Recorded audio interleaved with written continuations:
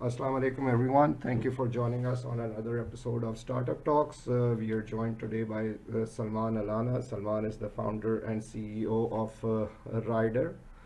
For some reason, he moved on from investment and corporate banking onto logistics. We'll get to know about that. He's Before this he was with the UPS and Ryder recently raised $2.3 million dollars with the Global Founders Capital, Fatma Gobi, Asian Development Bank Ventures, and TPL was also part of it. This was their seed round. So, Salman, welcome to the show. How are you doing, my friend? Thank you so much. Thanks for the introduction. I'm very well. Thank It's great. you. So we'll move on to Ryder later on, Salman. What's the story behind spending all these years in the UAE and in England, and then into banking and investments, and then all of a sudden into logistics? Absolutely. I mean, it's a long journey, but yeah, it's brought me to where I am today. So I'm from Karachi. This is Mhm, this is home for me. mhm, I went abroad to do my university, and straight from there, I got hired with Citibank. mhm, And at that time, when I got hired into banking, they placed me in Africa. So I started my career with Citibank in Kenya. फिर उसके बाद I moved to Uganda, Nigeria, Ivory Coast, mhm. and finally South Africa. I Okay. was on the equities trading desk there in South Africa Mhm, as a sales trader for almost 5 years. mhm, And then after that, I decided, okay, it was time for a change, time for a pivot, maybe move a bit closer to home as well, mhm, and also look at other career opportunities. So I went to London to do my MBA. That was, the sole purpose for me to, leave banking and, look for what's next. mhm, And it was really during my MBA where I got exposure to, a whole bunch of different industries, right? mhm, Of course, being in London opened up my eyes to a lot of new verticals, which I maybe hadn't even thought of or been exposed to. And then, of course, sometimes when you are in banking or at least in trading, you can have your blinkers on. mhm, So I had this whole new world exposed to me, and logistics kind of really popped out. It really stood out. mhm, Reason being is sometimes as a trader or investment banker, you sit behind screens, you make decisions, behind Excel sheets mhm, and behind business models. Um, but you lose that sense of touch, that sense of feel, while logistics is the complete opposite, right? It's a very sort of physical pinpoint job where you can see the impact you have moving something from point A to point B. So mhm, that's why it became really attractive for me, and that's when I went into UPS. mhm, I was looking after I was looking after strategy and business development in Pakistan, mhm. and then of course started my own business Rider in end of 2018. Chale. Oh, how's Ryder going, by the way? You started out in 2019. I believe it's been bootstrapped ever since. Very cool. So we started off in 2019, bootstrapped in the sense that we were very lucky. We had some, great investors early on. So, TPL has been investor of us, or TPL Ventures has been an investor of us from day one, Mhm, and then we brought in a couple more investors, which was the announcement that you alluded to earlier. mhm, For us, our main goal was to build a business model that's scalable, mhm. a business model that can, test certain challenges related to last mile, Yeah. in terms of unit economics and in terms of profitability. So we wanted to make sure that we went through the slow and steady route Mhm, and not grow just, for the sake of growing. So that was really our first year, was building a product which the market liked, which the market appreciated, mhm, and of course building a business which is sustainable. mhm, And these two sort of visions of ours is what we married together to bring us to this point where we are now on a launch pad for growth. mhm. And the investment that you received for over $2 million, that is, how's that helping out the business? So I think uh, you know more than money. Of course, money is great, right? Capital is great because it helps you achieve your goal. Yeah. But but for us, our goal is a lot more than just raising money and raising capital. Our goal is the impact, right, that we have, and that impact is direct on our shippers. Mhm, So can we deliver their products faster? Can we give them a better success rate? mhm, Our goals is what's our employment impact.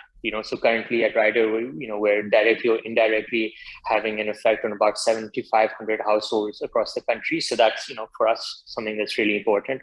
mhm, So the funding is definitely a means to an end. It does add things like validation. It's great to know that there's some great partners who believe in us and who believe in what we're doing. And some of the names that you mentioned, we've always really looked up to them. They have a lot of experience in logistics, so a lot of learnings that are coming into us as well. So I think capital aside, I would say it's the impact that we're able to have with those funds, and of course the learnings that these investors are passing down to us. I totally get where you're coming from, because I had Minsu Kim from ADB as well some time back, and if you watch the video, it's there on YouTube. And he had lots of praises for Ryder as well. And now, um, Acha, moving on, and taking a microscopic view, sort of thing. Uh, Logistics and deliveries and everything, this thing has been there in Pakistan for some time. What is Ryder doing that is so special, or how does Ryder differentiate between traditional players? So the end result, Yeah. right? It's the same process in the sense that we deliver parcels from our shippers to the customer's doorstep. So as a process, from a high level point of view, Ryder is the same. But when we go into the deep dive, right, what is it that we do different?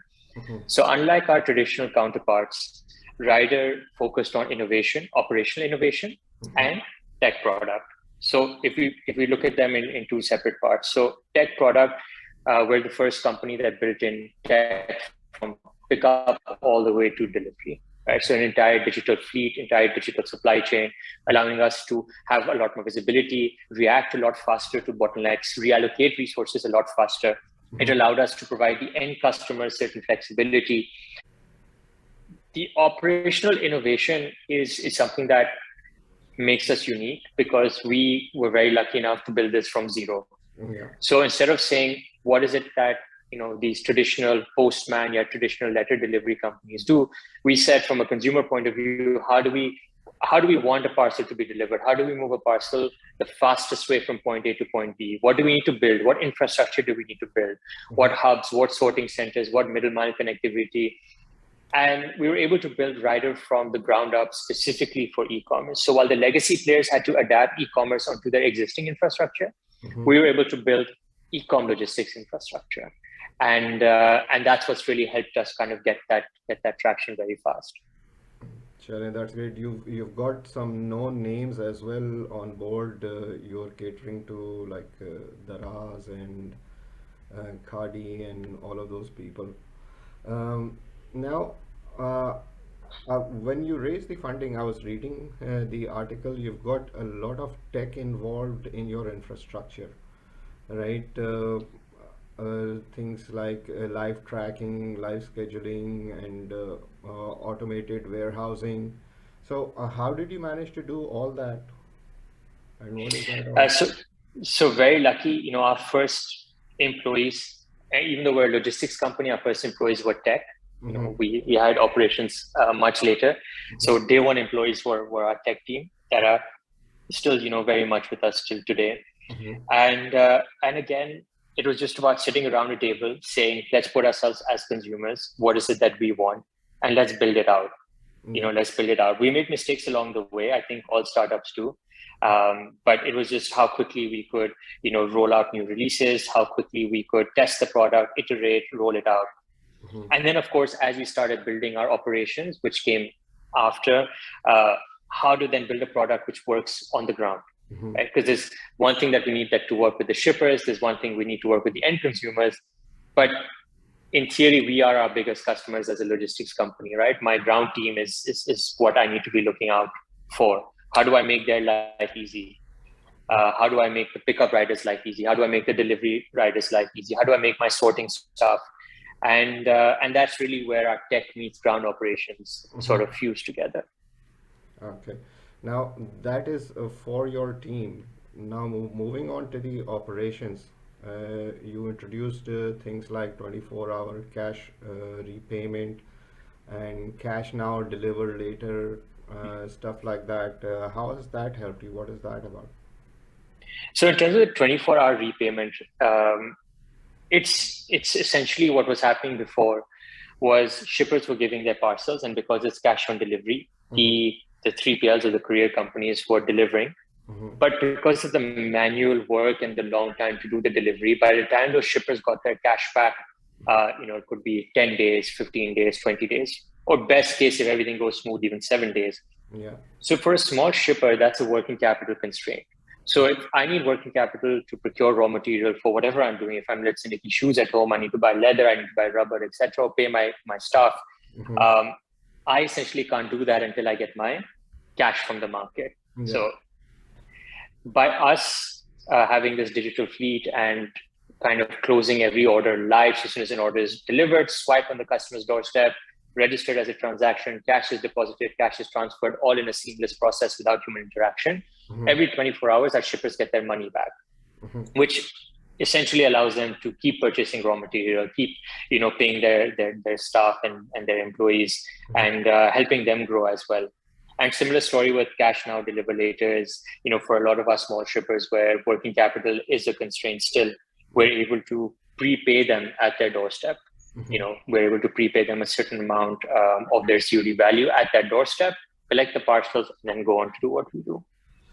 This is something really fantastic because for the viewers, I'm just going to put this in layman's terms because you are actually facilitating your partners into keeping up their working capital up to date and sort of, so to say, like a buy now, pay later kind of thing service as well, right? To your partners, so they can have their goods delivered and the payments can be sorted out later. This is something really exceptional. I don't think, is there anybody else offering something like that, you being in the market? So we launched this about 6 months ago, this product, and we've seen recently a couple of players coming into this as well, which is great for the ecosystem, right? I mean, the faster our shippers can produce their goods, the more volume it is for all of us. Yeah. Acha, now your startup Rider is fairly new to the market. There's another one, Cheetah, then there is Leopards before that, and the giant of TCS. How's the competition getting along? Who's got the bigger? I mean, of course, TCS has it still, but how's the pie being distributed? So I think, I mean, like you said, right, the giants are still there and their strength is network and Yeah.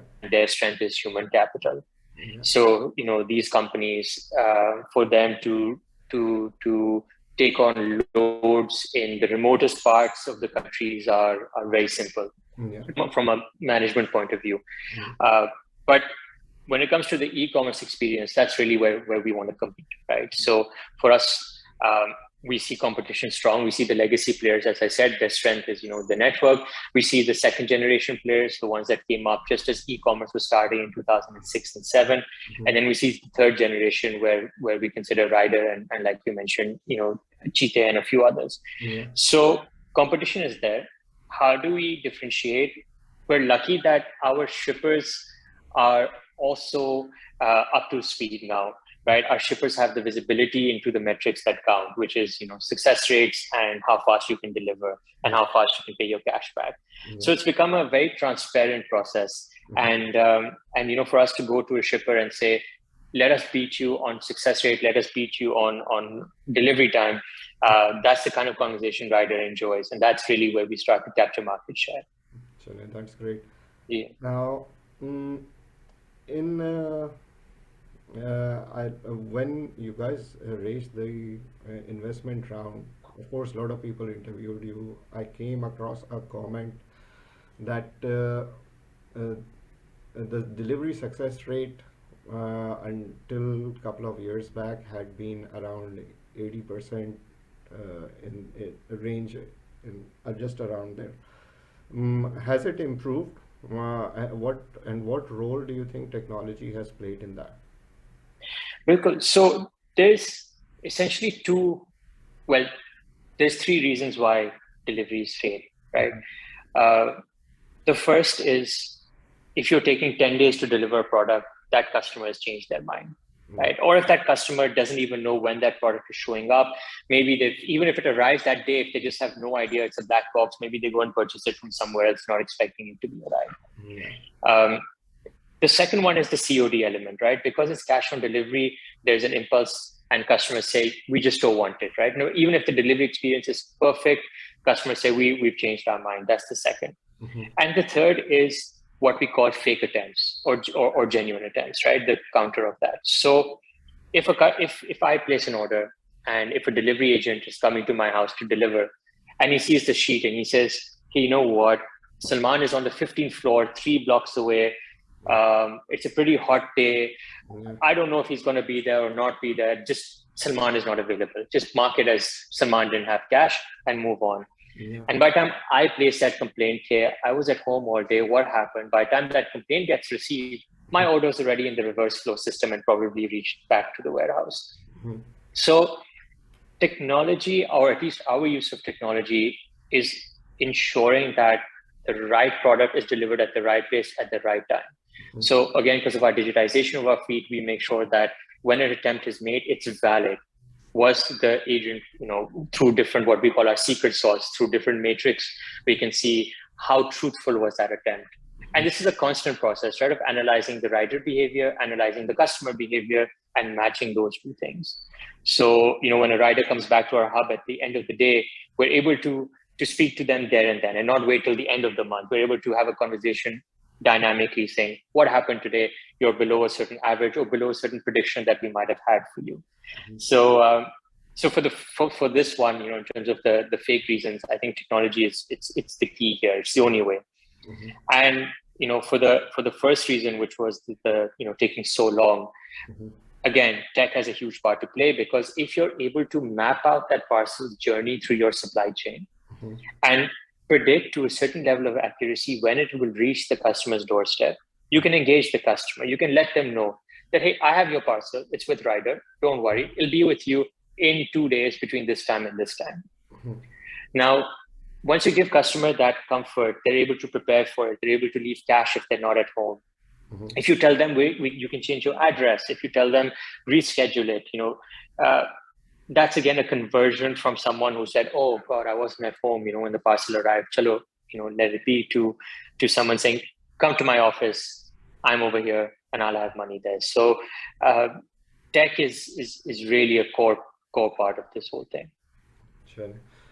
Acha, moving away from Rider, because you've been part of the space for so long, all the nitty-gritties, all the ups and downs, and because of so many players in the ecosystem, there are bound to be mergers and acquisitions later on. Of course, competition is always good for the end customer.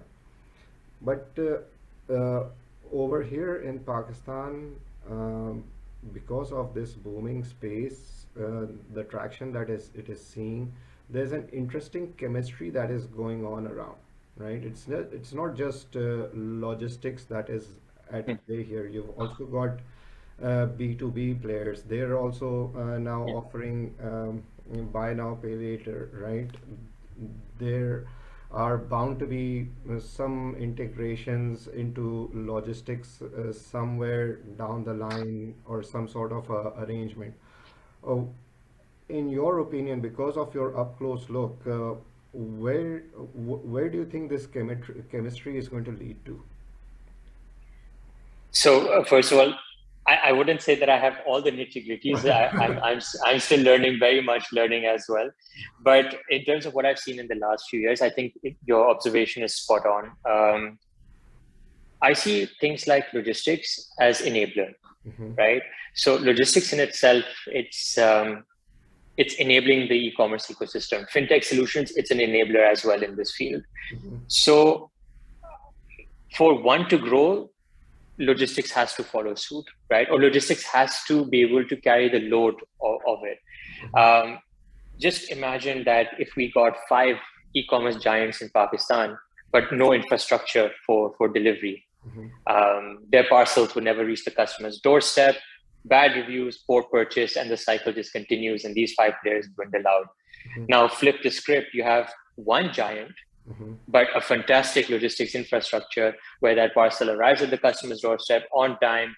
It's a great customer experience. They keep repurchasing, and both grow. So I think they have to work hand in hand, whether it's a fintech solution or logistics solution. We're not a standalone business. Logistics will never be a standalone business. Mm-hmm. We're an enabler. So whether we enable e-com logistics, whether we enable the B2B players, whether we enable pharma, that's really where we are. Is that this sector is growing.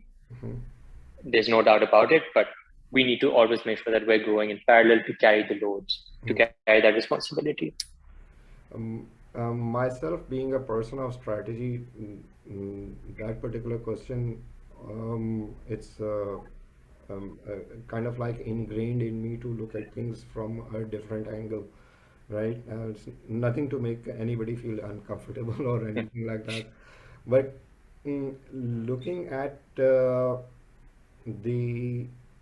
all the startups that are coming in, right? Say for example, Taza Technologies, then there's Dastagir, then there is Bazaar, and all sorts of names. Personally, I think if all these people working in all different spaces, but somehow they've got logistics incorporated within their operations, right? If there is some collaboration, that will be a really exciting thing, and something to remain within the industry, within the space, yet pivot within that very same space, right? Like in your case, you're doing e-commerce, and e-commerce is also from there you can also shift to B2B space, right? You're already facilitating B2C partners like Cardi and all of the lot. So that's an interesting chemistry, and uh, as far as the space is concerned, I think there's a lot of scope there. In the end, Salman, where do you think, as the startup ecosystem as a whole and the logistics space, what's the future holding for them? I think it's really exciting, right? If you talk about the startup ecosystem, Yeah. um, I think it's really exciting. It's something that at least I never thought we would have reached so fast. Yeah. And it's a combination of different things. It's a combination of a lot of founders coming back to Pakistan, having exposure or worked abroad and coming back. So the brain drain is getting less. It's a combination of good funding from good names and good VCs and good institutional investors who are also coming here and putting money where their mouth is and backing these startups. And it's also a combination of great mentors and people who've worked in Silicon Valley or worked in VCs or worked in startups who are giving their time, right, to people like us who are new in the system. So these three, it's creating this really exciting space to be in, right? Where on paper, Pakistan is great in terms of digitization, in terms of penetration, in terms of everything, in terms of demographics. We tick all the boxes, and now we have these three things in complete synergy. So definitely, I mean, I'm biased, obviously, being a founder in Pakistan, but I see this as a launch pad now for us in the space. And in terms of logistics specifically, it's a business which, as I said, it's an enabler, right? So whether it's in food, B2B, e-commerce, whether it's in agriculture or whatever verticals come up, it's an enabler, right? So even so many digital products have some element of physical logistics involved in it. So it's a field that's always going to be relevant, in our opinion, and it's just a matter of adapting the business model to the new verticals that come up. So not saying, okay, I'm great at e-com parcel deliveries, I'm not going to look at agriculture, or I'm great at B2B, I'm not going to look at cross borders. So it's about having a business model which is flexible and having tech that allows your product to be flexible.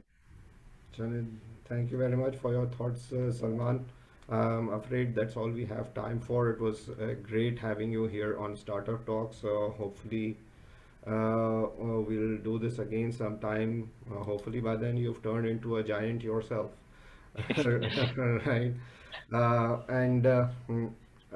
Maybe we'll meet sometime in person too. If there is anything that I may be able to give some input on or extend support, please do reach out. You know how to reach me. Thank you very much, my friend. Thank you for being Thank you so much. great talking to you. Best Thank you. of luck. I appreciate it. Best. Thank you so much. Thanks Thank for you. having me. Allah Hafiz. Bye. Allah Hafiz.